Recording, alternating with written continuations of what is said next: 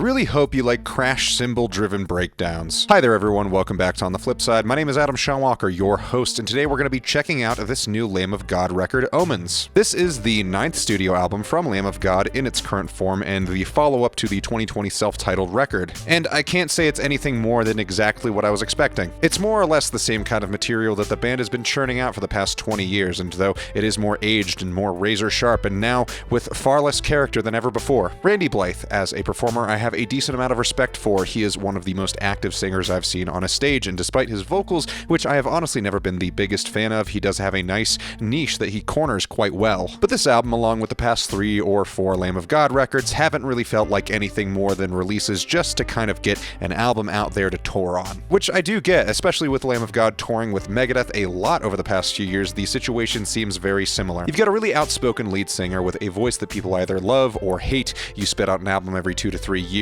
for several decades, you play the hits and maybe a few new songs on the road, and you get some radio time, and then you get paid. And I can't say that I hate that. It's very much just how the industry works for most acts. What I can say is that Omens as an album has very little to bring to the table, and largely is an experience that treads over musical landscapes that are as familiar as one's own house. It's cozy and it's comfortable in what it's doing, and at no points is it ever on the verge of being awful, but it takes absolutely no risks on top of being new iterations of the same material that the band has been writing now for seemingly 9 albums. And I hate to say this, but to me, Lamb of God really doesn't have any reason to be putting out new music unless it could top Sacrament or Ashes of the Wake. And it sounds stereotypical, but it's true. Lamb of God hasn't put out any essential listening since 2006. Actually, that's a statement that could be said about a lot of metal bands nowadays. And I get it. I get the hustle. I get the scene. There is not much depth to any of this. Everyone's got to build a fan base. Everyone's got to get paid. But at the end of the day, when your band has served its purpose of taking in all of the stray Pantera fans who have been left hanging to dry after Dimebag's death,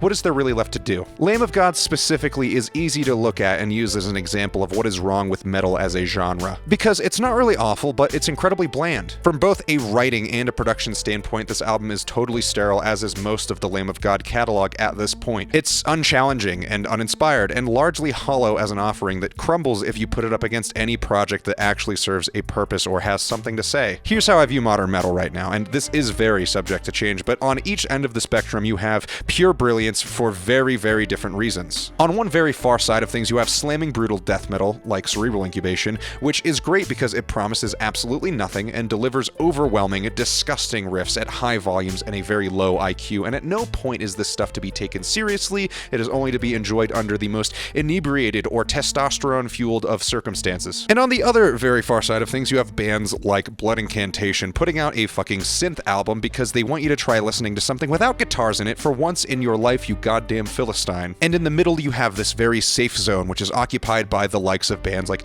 Megadeth or Trivium, Avenged Sevenfold, Slipknot, and most relevant here, Lamb of God. This is the spot where creative force has been overwhelmed and complacency has taken hold, and I don't necessarily think that's a bad thing in every case. Sometimes you want to listen to an easy album that doesn't really push you into any kind of inspired realm of thought. But it's like the cultural equivalent to fast food. It's not healthy, and it's enjoyed by people who don't want to put in the work. And so it must be destroyed. In all seriousness, past this complete rant, how is Omens? It's fine. It's totally listenable, and it is one of the albums that has been released this year. I feel like ranking these songs track by track is going to be a bit of a farce because each and every one of these songs on this album sounds nearly identical to every other one here, with maybe one exception. And I know you might say, now, that's just not fair. There's got to be some kind of distinct elements brought to the table on each song. And ho-ho, that is where you would be mistaken, because if you liked the track Laid to Rest off of Ashes of the Wake, you'll love this album, as the majority of what is here seems to be a rehashing of that song for at least half of this album. As a fan of the hit series Guitar Hero, and specifically Guitar Hero 2, you might be unsurprised to hear that I love this album. No, but really, there are some moments on each of these tracks that have some amount of merit or feel more identifiable in a lineup, but they are quickly passed by in favor of some frustrating but unpredictably in-your-face breakdowns and vocal drivel delivered by Randy Blythe. And no, in reality, this record is not only rehashes of Laid to Rest, but even the tracks that don't sound like that song sound like every other track here, because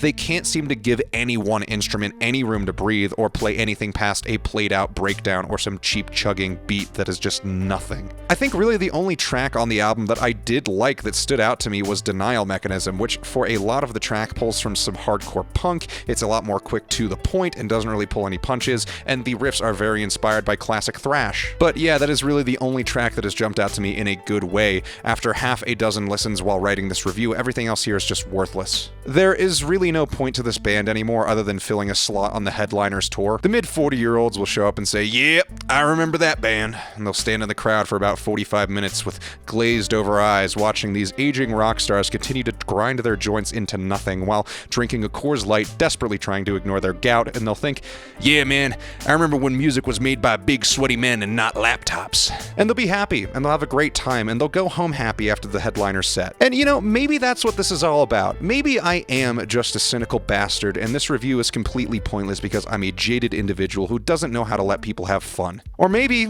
Lamb of God just sucks. I don't know. Omens is a solid 2.